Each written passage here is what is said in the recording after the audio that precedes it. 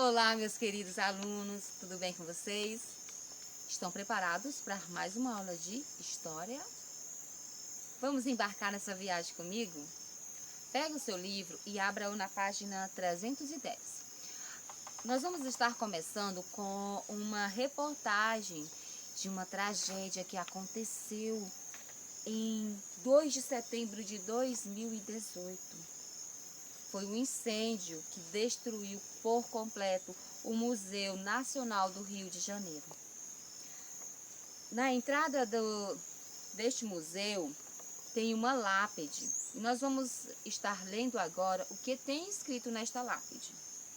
Todos que por aqui passem, protejam esta laje, pois ela guarda um documento que revela a cultura de uma geração, um marco na história de um povo que soube construir o seu próprio futuro.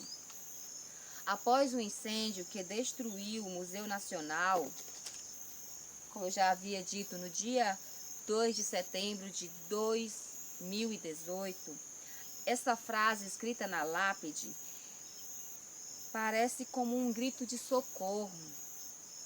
Sabe por quê, crianças? Porque lá tinha 20 milhões de peças e documentos que tratava-se do quinto maior museu do mundo em acervo. Suas obras contavam uma parte importante da história antropológica e também científica da humanidade. Talvez um exemplo mais emblemático que vocês se lembram do fóssil do crânio de Luzia, que tinha mais de 11 mil anos. Ela foi a mulher mais antiga da América. E essa descoberta ela foi feita em 1970 e reiterou todos os pesquisadores sobre a ocupação naquela região.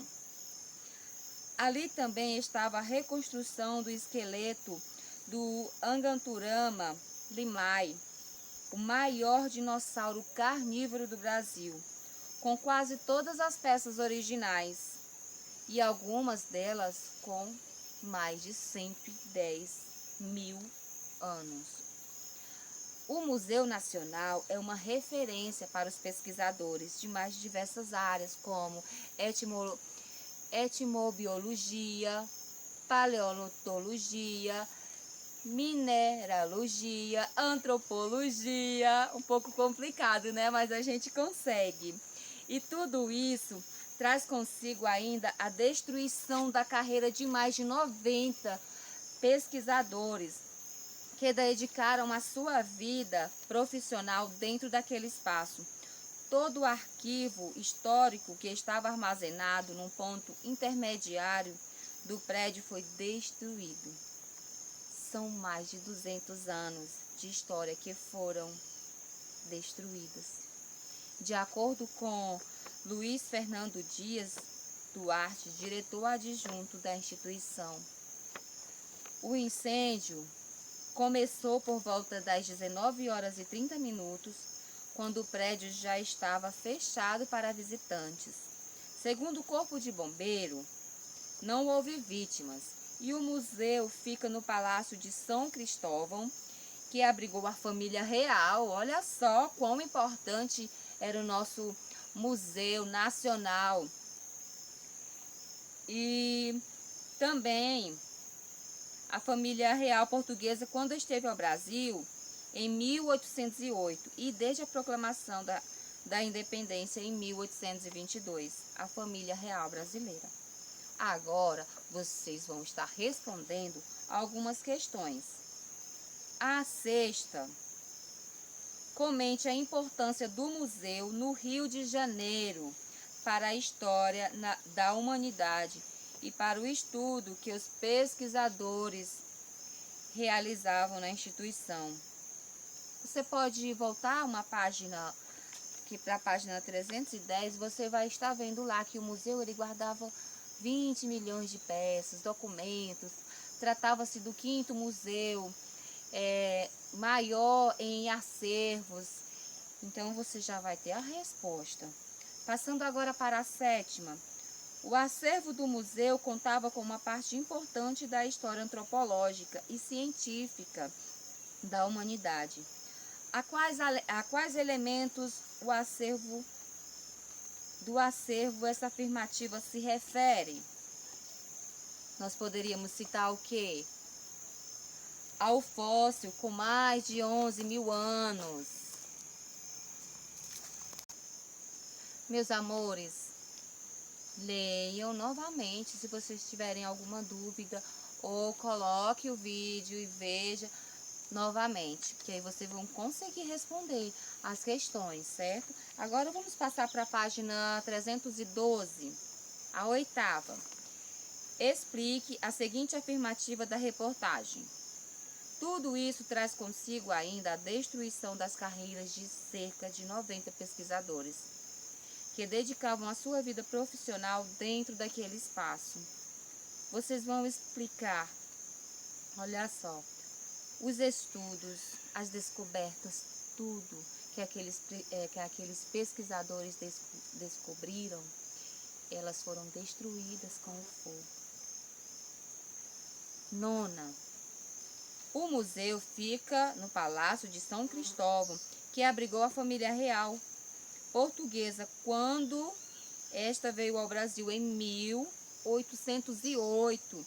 E desde a proclamação da independência em 1822, a família real brasileira. Em que século ocorreu os dois fatos históricos citados nesse trecho? Tá fácil essa questão, não tá? Agora nós vamos ler o texto a seguir, que tem por título O Homem e o Fogo. Era do Paleolítico, conhecida também como a Era da Pedra Lascada. Entre um dos 2 milhões de anos atrás, foi testemunha da utilização inédita do fogo pelo homem.